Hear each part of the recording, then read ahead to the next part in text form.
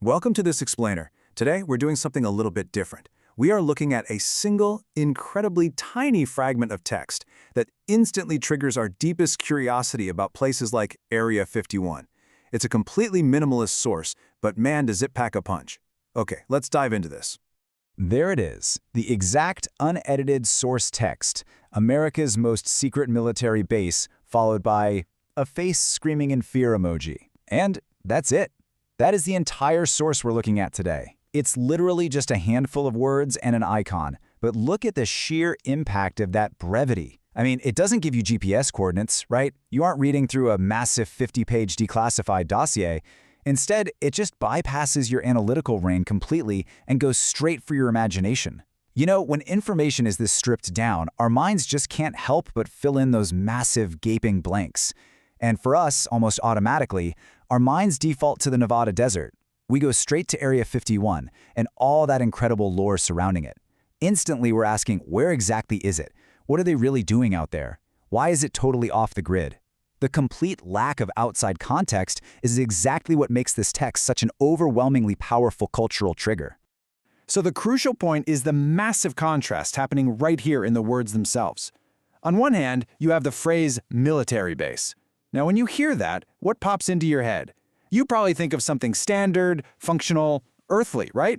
You picture a place like Fort Bragg, chain link fences, barracks, some concrete runways, everyday personnel just doing their everyday jobs. It's totally grounded in mundane reality. But then, it gets smashed right up against the modifier most secret. And wow, that changes everything. It takes that concrete, boring military base and just drags it right into the shadows of Groom Lake. It creates this fascinating psychological paradox. Because think about it, we're talking about a massive physical facility, like Area 51, which, let's remember, officially didn't even exist for decades. That theoretically takes up physical space on our planet, yet functionally, it operates as a literal black hole on public maps. That tension, right there between those two concepts, is exactly what breeds the mystery. Now think about the number one for a second, because it is absolutely vital to understanding the weight of this phrase. Our source text doesn't say, "a highly classified base." It doesn't say, "one of the secret bases." It says, "the most secret." That signifies a complete singularity. Out of all the hundreds of classified installations, testing grounds, and black site facilities scattered across America, places you might know like the Dugway Proving Ground or the Tonopah Test Range, this text claims to elevate exactly one single base to the absolute pinnacle of secrecy. Literally, there can only be one most. By assigning it that number one spot, the statement forces us to imagine this whole hierarchy of hidden things. It basically suggests that whatever is going on at other classified bases totally pales in comparison to the extreme, unparalleled level of classification at this specific location. It singles out this one undisputed king of pop culture secrecy, Area 51. Now, what's really interesting about this slide is the tonal shift introduced by that tiny little digital icon. Why the face screaming in fear emoji? I mean, we're talking about government classification and military bureaucracy here. These are usually incredibly dry, sterile, emotionless topics, but the author explicitly chose to tack on this visceral symbol of shock and fear right at the end. This isn't just about a base being hidden because, they're developing a slightly faster jet or testing out historical U-2 spy planes. Because let's be honest, nobody screams in absolute terror over a weather balloon, right? That emoji connects directly to how the mystery of Area 51 evolved over the years, morphing from classified aviation into sci-fi horror, crashed UFOs, and wild extraterrestrial conspiracies. It's basically saying that if the veil were actually lifted, our reaction wouldn't just be mild curiosity, it would be primal fear. It fundamentally changes the stakes from a simple matter of national security to a matter of downright existential dread. Let's move to and see how this builds into a complete psychological trap. We've really only been given 4 distinct elements in our source to work with. Number 1, America. This grounds the whole mystery in a real, powerful nation, which gives it immediate global relevance. Number 2, the military base. The massive, sprawling facility that anchors the idea in physical space, specifically, that infamous patch of the Nevada desert.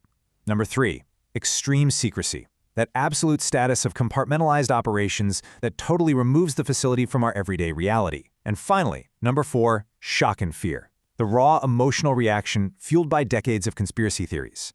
When you lock these 4 elements together, you get a perfectly self-contained engine of intrigue. The intersection of extreme government secrecy and primal human fear creates this narrative that just perfectly leverages our innate distrust of hidden authority and our natural fear of the unknown. It packages all of that into one single, highly efficient concept. We've pulled it apart, examined all the gears, and now when we bring this deconstructed phrase back together as a unified whole, well, and this brilliantly illustrates exactly how a minimalist source relies entirely on the power of the unknown to capture our imagination. This sentence works so perfectly as a cultural shorthand.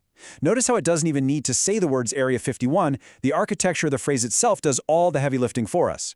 I mean, before we started this explainer, this was probably just a catchy little string of text to you. But now you can really see the push and pull of the mundane and the hidden.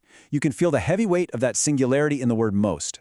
And you completely understand the deliberate emotional manipulation of that shock emoji. The words themselves are really just the frame, right? But the actual picture your brain paints inside that frame, that's heavily guarded hangars, shimmering out there in the desert heat. Which brings us to our final, lingering thought for today. We've talked about the text, the emotion, and the heavy cultural shadow of Area 51. But we really have to ask ourselves about the reality of modern black sites. If the myths of Area 51 are what caused that screaming fear emoji, what kind of actual paradigm-shifting aviation or technological operations are truly happening behind those closed doors today? Are we talking about drone technology that completely challenges our understanding of modern warfare, or is the ultimate secret just how much we truly aren't allowed to know?